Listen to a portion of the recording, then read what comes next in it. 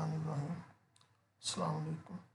अच्छा जी, आज का हमारा टॉपिक है अबाउट इरिगेशन स्केड्यूलिंग, यानी कि प्लांट को जो वाटर हमने अप्लाई करना है उसका कोई एक स्केड्यूल हम बनाते हैं कि कब कब वाटर अप्लाई करना है। तो आपको पता ही है irrigation is artificial application of water. Scheduling क्या है कि उसका स्केड्यूल क्या होगा, शेड्यूल क्या होगा, टाइम टेबल क्या होगा कि कब और कितनी अमाउंट वाटर की अप्लाई करनी है। तो irrigation is a process of maintaining an optimum water balance in the soil profile for crop growth and production. यानी कि ये वो आपने इरिगेशन स्केड्यूलिंग में करना क्या होता है, बेसिकली आपने प्लांट को एक proper amount of water apply करनी होती है उसकी प्रॉपर ग्रोथ के लिए। अब वो जो आपने वाटर अप्लाई करना है उसको आपको पता होना चाहिए कि कब और कितना अप्लाई करना है। कब अप्लाई करना है उसके लिए आपको सॉइल के अंदर जो अवेलेबल वाटर है उसका पता होना चाहिए। वो फाइंड आउट करने के लिए डिफरेंट टेक्निक्स आगे आएंगी जो मैं आपको बताऊंगा वन बाय वन। तो कहता है जी, irrigation decisions are based on an accounting method on the water contents in the soil. जैसे मैं कह रहा हूँ कि जब आपने वाटर अप्लाई करना, ये नहीं कि उसको ज़रूरत 1 लीटर की और आप 10 लीटर अप्लाई करते हैं तो वो आपके लिए बेनिफिशियल नहीं है। इसलिए that is very much important कि हमें वाटर कंटेंट्स सॉइल के अंदर पता हो। वाटर कंटेंट सॉइल में जो पता करने हैं उसके लिए डिफरेंट मेथड्स हैं। मैं दोबारा रिपीट कर रहा हूँ कि वो हम नेक्स्ट देखेंगे। So the process of predicting the plant's future needs for water and developing irrigation plans for the growing season of a crop is known as irrigation scheduling। यानी कि प्रिडिक्ट करना प्लांट्स की फ्यूचर नीड्स को और कि future में उसको कितना वाटर रिक्वायर्ड होगा, और इरिगेशन प्लान्स डेवलप करना is known as irrigation scheduling. Irrigation scheduling allows estimation of current soil moisture status and future crop water requirements। यानी कि इसमें दो चीज़ें होती हैं। पहले तो आपने जो सॉइल है उसके अंदर वाटर कंटेंट्स आपको पता होना चाहिए, मॉइस्चर कंटेंट्स। उसकी बेस के ऊपर आप एक प्लान डेवलप करते हैं कि कब कब और कितनी कितनी अमाउंट में वाटर रिक्वायर्ड होगा प्लांट को। बेसिक क्या है, आपको मॉइस्चर कंटेंट्स का पता होना चाहिए। सॉइल वाटर और प्लांट का आपस में रिलेशनशिप क्या है, अब देखते हैं। सॉइल क्या होती है, सॉइल जो है एक पोरस मीडियम है जो कि कंप्राइजेज होता है डिफरेंट काइंड ऑफ पार्टिकल्स के, जिसमें सैंड हो सकती है, सिल्ट हो सकती है, क्ले, क्लॉइड्स और ऑर्गेनिक मैटर, प्लस इसमें एयर होती है, प्लस वाटर होता है। अब उसके बाद सॉइल मॉइस्चर और सॉइल वाटर में क्या डिफरेंस होता है। सॉइल मॉइस्चर होता है कि सॉइल्स पार्टिकल्स के दरमियान या सॉइल पार्टिकल्स के साथ वाटर जो है अटैच होता है जो कि प्लांट को अवेलेबल नहीं होता, उसको बोलते हैं soil moisture. Portion of water that is held in the soil pores by the forces of capillary adhesion and cohesion. इसमें अब वर्ड यूज़ हुआ है एडहेजन एंड कोहेजन। कोहेजन की फोर्सेस होती हैं जो सेम पार्टिकल्स के दरमियान हों। फॉर एग्जांपल वाटर के अपने पार्टिकल्स के दरमियान अगर कोई अट्रैक्शन की forces and that are known as cohesion forces, जबकि एडहेजन फोर्सेस होती हैं between two different particles like soil particle और वाटर के दरमियान जो अट्रैक्शन की forces and that are known as adhesion forces. ये था जी सॉइल मॉइस्चर। और सॉइल वाटर क्या होता है, प्रेजेंट इन मैक्रोस्पोर्स। सॉइल के जो पार्टिकल्स होते हैं उनके दरमियान स्पेस होती है, उस स्पेस को हम बोलते हैं पोर स्पेसिस। तो उनके दरमियान कहता है जो माइक्रोपोर्स होते हैं उसके दरमियान जो वाटर अवेलेबल हो, जो मूव कर सके, उस वाटर को हम बोलते हैं सॉइल वाटर। एक सॉइल पार्टिकल के साथ अटैच हो जाता है, जो पार्टिकल के साथ अटैच हो जाए वाटर उसको बोलते हैं सॉइल मॉइस्चर। और जो उन पोर्स के दरमियान मूव कर सके फ्रीली उसको हम बोलते हैं सॉइल वाटर। जैसे कि आपको यहाँ पे ये जो पार्टिकल्स ब्राउन कलर के सॉइल पार्टिकल्स हैं, इनके दरमियान आपको स्पेस नज़र आ रही है। इन स्पेसिस को हम पोर स्पेसिस बोलते हैं। इस पोर स्पेसिस में या तो वाटर हो सकता है या एयर हो सकता है। ये ब्लू ब्लू आपको नज़र आ रहा है, ये वाटर है, और जो जो ब्लैंक नज़र आ रहा है दैट माइट बी एयर है। तो जो सॉइल होती है वो फुली कंप्रेस्ड नहीं होती, मीन के उसके अंदर पोर स्पेसिस लाजमी होती हैं, यानी कि उसके अंदर पोर स्पेसिस होती हैं, तो उसी वजह से वाटर जो है वो लीच डाउन होता है, उसी वजह से वाटर मूव कर सकता है। अदरवाइज प्लांट जो है वो उसकी रूट्स मूव नहीं कर सकेंगी, वो वाटर कलेक्ट नहीं कर सकेंगी। ठीक है, तो जो सॉइल हमें सॉलिड नज़र आ रही होती है एक्चुअली सॉलिड नहीं होती है, इसके अंदर पोर स्पेसिस होती हैं। आप इसको कंप्रेस करेंगे तो ये कंप्रेस हो जाएगी। ये इसी वजह से कंप्रेस हो सकती है कि इसके दरमियान स्पेस अवेलेबल है। स्पेस अवेलेबल है डेट्स मीन के पोर स्पेसिस हैं। सॉइल मॉइस्चर्स की डिफरेंट टाइप्स हैं, जिसमें से एक ग्रेविटेशनल वाटर है, एक हाइग्रोस्कोपिक मॉइस्चर है और एक कैपिलरी मॉइस्चर है। इनको हम वन बाय वन देखते हैं। ग्रेविटेशनल वाटर होता है कि जैसे ही आपने प्लांट को पानी लगाया, ग्रेविटी की वजह से वाटर जो है सॉइल्स की जो फेस है उसमें से लीच डाउन होकर नीचे चला गया। ठीक है, उसे ग्रेविटेशनल वाटर कहते हैं। ड्यू टू ग्रेविटी जो है वाटर वो नीचे डेप्थ में ग्राउंड वाटर में चला जाता। हाइग्रोस्कोपिक मॉइस्चर होता है जो सॉइल पार्टिकल के साथ अटैच हो जाता है। और थर्ड वन है कैपिलरी मॉइस्चर, जो कि कैपिलरी की वजह से नीचे से ऊपर की तरफ मूव करता है। यहाँ पे आपको ज़्यादा क्लियर व्यू होगा। ये हाइग्रोस्कोपिक वाटर है जो जस्ट अटैच है विद पार्टिकल ऑफ सॉइल। ठीक है, ये अवेलेबल नहीं होगा, प्लांट अगर चाहे भी तो ये इसको प्लांट गेन नहीं कर सकता। वाला कैपिलरी वाटर, कुछ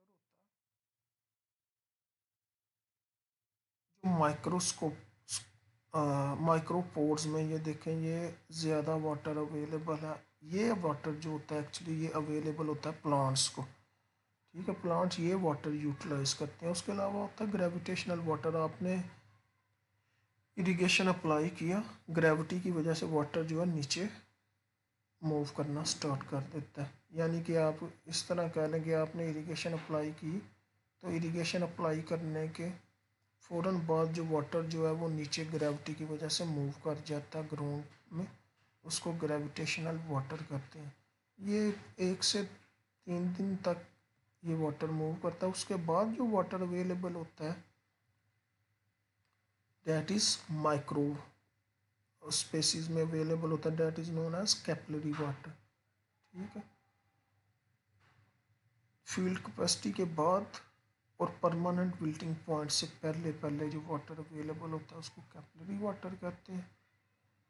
विल्टिंग पॉइंट के बाद जो वाटर अवेलेबल हो, plant couldn't catch it, like plant can not utilise it. ठीक है, तो 3 डिफरेंट टाइप्स हैं। हाइग्रोस्कोपिक जो है उसको प्लांट यूज़ नहीं कर सकता, कैपिलरी वाटर को प्लांट यूज़ कर सकता है, और ये अचीव होता है after field capacity. Field capacity क्या होती है? वाटर जो है जब अप्लाई किया जाता है फील्ड में तो ग्रेविटी की वजह से जो वाटर है नीचे चला जाता है।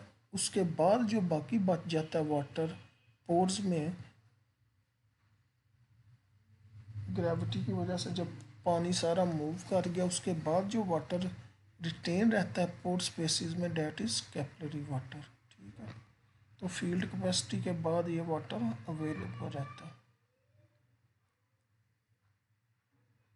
फील्ड कैपेसिटी मैंने बता दिया कि पानी आपने अप्लाई किया 1 से 3 दिन के बाद पानी जितना अवेलेबल होगा प्लांट को, that is field capacity. Permanent wilting point क्या है कि जो प्लांट वाटर अचीव ना कर सके, और available moisture and net available moisture, ये इस फिगर से आपको ये ज़्यादा क्लियर हो जाएगा।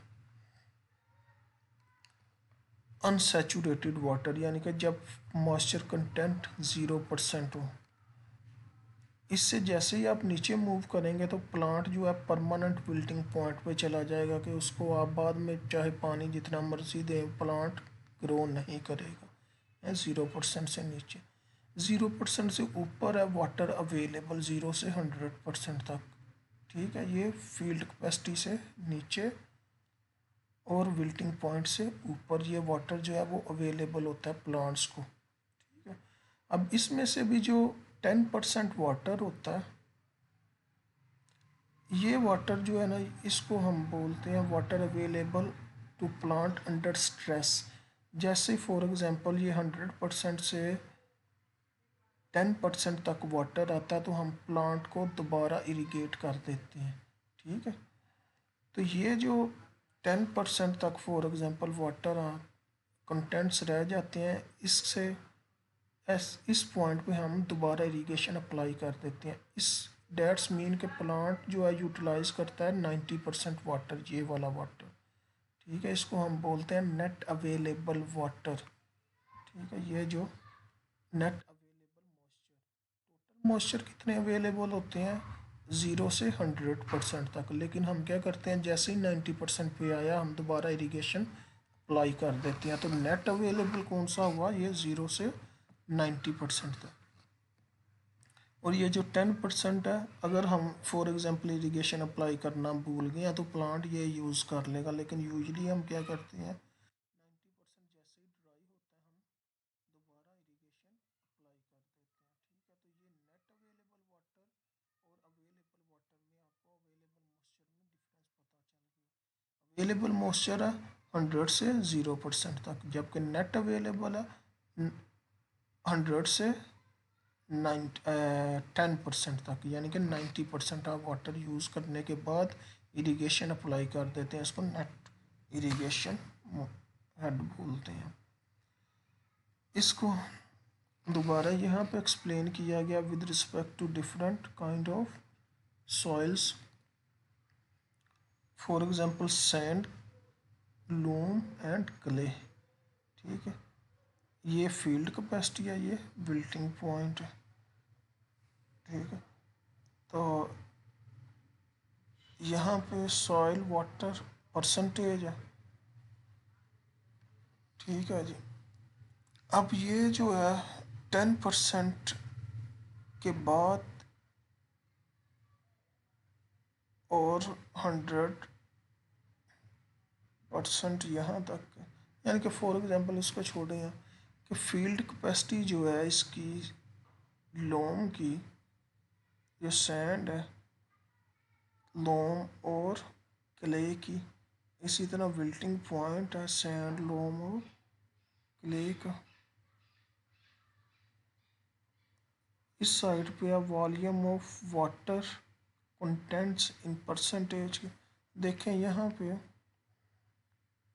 जो है लोम सैंड का जो है विल्टिंग पॉइंट और फील्ड कैपेसिटी के दरमियान जो वाटर अवेलेबल हो that is actual available water. तो ये अवेलेबल वाटर कहता है 7% जो है अवेलेबल होता है। इसी तरह आप देखें लोम का ये आएगा पर विल्टिंग पॉइंट, और लोम के केस में जो है फील्ड कैपेसिटी ये है। यहाँ पे ज़्यादा amount of water is available in case of loam के, जो कि प्लांट के लिए अवेलेबल वाटर है। क्ले के केस में ये विल्टिंग पॉइंट है, इसी लाइन को ऐसे ड्रा कर लें, और ये फील्ड कैपेसिटी। तो ये इतने % जो है वाटर जो है अवेलेबल होगा फॉर प्लांट्स। ठीक है, तो जो बेस्ट सॉइल है वो क्ले और लोम है, जिसमें पानी जो है ज़्यादा अरसे तक सॉइल सरफेस में रहता है, कंटेन रहता है, जो कि प्लांट यूज़ कर सकता है। जबकि इसमें सैंड में बहुत थोड़ी मकदार में वाटर और थोड़े टाइम के लिए कंटेन रहता है। अच्छा जी, अब सॉइल कंटेंट्स अगर आपको पता होंगे तो तभी आप इरिगेशन अप्लाई करेंगे। तो सॉइल कंटेंट्स फाइंड आउट करने के लिए डिफरेंट टेक्निक्स हैं, डिफरेंट मेथड्स हैं जो कि हम यूटिलाइज करके वाटर कंटेंट्स सॉइल के फाइंड आउट कर सकते हैं, जिसमें से ये 4 यहाँ पे एक्सप्लेन किए हुए हैं। फर्स्ट वन है ग्रेविमेट्रिक मेथड, सेकंड है tensiometer, third one gypsum block and fourth one is speedy moisture meter. One by one हम इनको देखते हैं। ग्रेविमेट्रिक मेथड में क्या है, इसमें क्या करते हैं, हम सॉइल का सैंपल लेते हैं, उसको ड्राई कर लेते हैं। ड्राई करने से पहले उसका वेट देखते हैं, ड्राई करने के बाद उसका वेट कर देखते हैं। तो हम कहते हैं इन दोनों वेट्स का डिफरेंस को डिवाइड कर लेते हैं उसकी ड्राई डेंसिटी से। तो हम कहते हैं जी इतने % इसमें मॉइस्चर अवेलेबल था। इसकी एग्जांपल अभी हम देखते हैं। Gravimetric water content is the mass of water पर मास ऑफ ड्राई सॉइल, यानी कि वाटर का मास को डिवाइड करें हम सॉइल को ड्राई करने के बाद उसके मास से, तो उसको हम बोलते हैं gravimetric water content. It is measured by weighing a soil sample, wet जिसका बोलेंगे drying the sample to remove the water, कहता है उसके बाद उसको ड्राई करें, then weighing the dry soil, और फिर उसके बाद ड्राई सॉइल को वेट करें। यानी कि मॉइस्चर, वाटर का मॉइस्चर कंटेंट किस तरह हम फाइंड आउट कर सकते हैं, यानी कि वाटर का वेट, उसका तरीका क्या है कि आप वेट सॉइल लें, उसका वेट करें, उसको ड्राई करें ओवन में, उसके बाद उसका वेट करें, तो दोनों वेट्स का जो डिफरेंस है वो क्या हमारे पास होगा, वाटर का वेट। यही किया उसने, mass of wet soil minus mass of dry soil, that will be equal to mass of water divided by mass of dry soil। तो इससे हमारे पास जो आंसर आएगा that will be gravimetric water content, यानी कि वाटर के contents कितने हैं। इसकी एग्जांपल ये यहाँ पे की हुई है। फॉर एग्जांपल एक कैन है, उसके अंदर आपने सॉइल लेनी है ना, तो मैस ऑफ कैन पहले हम फाइंड आउट कर लेते हैं, उसका मैस है 40 ग्राम। उसके बाद हम क्या किया, उसके अंदर सॉइल डाली कैन में, तो कैन का और सॉइल का वेट दोनों का किया, तो वो कितना आ गया 140 ग्राम, यानी कि ये वेट सॉइल है। उसके बाद उसको ओवन में रखा 140 डिग्री सेंटीग्रेड पे और 105 डिग्री सेंटीग्रेड पे उसको हीट किया 24 आवर्स के लिए। फिर हमने किया उसका वेट, ज़ाहिरी बात है कैन के अंदर ही है सॉइल, तो कैन और ड्राई सॉइल का वेट किया तो वो 120 ग्राम आ गया। तो अब ये फार्मूले में हम पुट करेंगे मैस ऑफ वेट कितना 140 minus mass of dry 120 divided by 120, तो ये हमारे पास आ जाएगा moisture contents of the soil using oven dry method. इसी तरह volumetric water content is the volume of liquid water per volume of soil. Volume is the ratio of mass to density, जैसे आपको पता है। इसी तरह वॉल्यूमेट्रिक मॉइस्चर कंटेंट क्या है, वॉल्यूम ऑफ वाटर और वॉल्यूम ऑफ सॉइल। तो वॉल्यूम ऑफ वाटर के लिए मास ऑफ वाटर और डेंसिटी ऑफ वाटर, इसी तरह मास ऑफ सॉइल और डेंसिटी ऑफ सॉइल। तो यहाँ से हमारे पास आ सकता है जी, अब हमें पता है मास of water of mass of soil, gravimetric method से ग्रेविमेट्रिक मॉइस्चर कंटेंट, यानी कि थीटा जी, ये जो हमने अभी यहाँ पे इसकी डेफिनेशन ये लिखे theta g, mass of water over mass of soil, तो उसकी जगह पे हमने ये लिख दिया। डेंसिटी ऑफ वाटर जो है नीचे आ गई, डेंसिटी ऑफ सॉइल ऊपर चली गई। तो volume of metric moisture contents भी हम फाइंड आउट कर सकते हैं। इसको बोलते हैं डेंसिटी ऑफ सॉइल और डेंसिटी ऑफ वाटर को हम बोलते हैं अपेरेंट स्पेसिफिक ग्रेविटी। इस टर्म को याद रखना है, अपेरेंट स्पेसिफिक ग्रेविटी को याद रखना है, क्योंकि ये आगे इरिगेशन स्केजुलिंग में ये यूज़ होगा। ठीक हो गया, आपको फिर ग्रेविमेट्रिक मॉइस्चर कंटेंट्स का भी पता चल गया, वॉल्यूमेट्रिक मॉइस्चर कंटेंट्स का भी पता चल गया, इनका आपस में रिलेशनशिप क्या है ये भी आपको पता चल गया। सेकंड है टेंशियोमीटर। टेंशियोमीटर क्या होता है, ये इस तरह की एक डिवाइस होती है, इसको इंस्टॉल करते हैं हम सॉइल में, तो ये इस मीटर के ऊपर हमें रीडिंग बता देता है कि वाटर कंटेंट्स कितने हैं। एक्चुअली ये टेंशन बताता है, टेंशन को कन्वर्ट कर देते हैं हम मॉइस्चर कंटेंट्स में, कितने मॉइस्चर कंटेंट अवेलेबल है। उसके अलावा हमारे पास एक और था मेथड स्पीडी मॉइस्चर मीटर। ये स्पीडी मॉइस्चर मीटर में हम क्या करते हैं, एक मीटर होता है, उसके अंदर हम सॉइल सैंपल रखते हैं और साथ कैल्शियम कार्बाइड ऐड करते हैं। आपको पता है कैल्शियम जो है वो वाटर के साथ एक्ट करके कैल्शियम कार्बोनेट बनाएगी। तो वो कैल्शियम कार्बोनेट जितनी बनेगी उसको हम कन्वर्ट कर लेते हैं फर्दर मॉइस्चर कंटेंट में। ये सिंपल सा है, इसमें कोई इतनी रॉकेट साइंस नहीं है। जस्ट ये एक मीटर है जो कि वाटर कंटेंट फाइंड आउट करता है कि आप वो सॉइल सैंपल डालते हैं, वो आपको बता देता है कि कितने सॉइल के अंदर मॉइस्चर है। तो उसके बिहाइंड फिनोमेना क्या है कि वो कैल्शियम कार्बाइड यूज़ करता है। उसके बाद है जिप्सम ब्लॉक। जिप्सम के ब्लॉक होते हैं जो कि यूज़ किए जाते हैं वाटर कंटेंट फाइंड आउट करने के लिए। होता क्या है इसमें एक्चुअली, जिप्सम के ब्लॉक सॉइल में रखे जाते हैं तो उसमें वो सॉइल में से वाटर को जज़्ब कर लेते हैं। तो वो जितना जज़्ब करता है उसको वो उतना रीडिंग उसके ऊपर मीटर लगा होता है वो बता देता है। जितने जज़्ब करता है सॉइल को उतनी वो उसके मॉइस्चर कंटेंट्स होते हैं। ठीक है, तो ये सिंपल से 3-4 टेक्निक्स थी different to measure the soil moisture contents from the soil. ये आज यहीं तक रखते हैं। आई थिंक नेक्स्ट क्लास में हम इसका बकिया पार्ट देखेंगे, क्योंकि अभी आपके काफ़ी ज़्यादा लेक्चर यानी कि क्लासेस पढ़ी हुई हैं और कोर्स तकरीबन ऑलमोस्ट एंड हो गया। ठीक है, तो इसका रिमेनिंग पार्ट इंशाल्लाह हम नेक्स्ट क्लास में देखेंगे। अगर किसी क्वेश्चन की समझ नहीं आई तो मुझसे काइंडली पूछ लीजिएगा क्लास की टाइमिंग में। ओके जी, अल्लाह हाफ़िज़।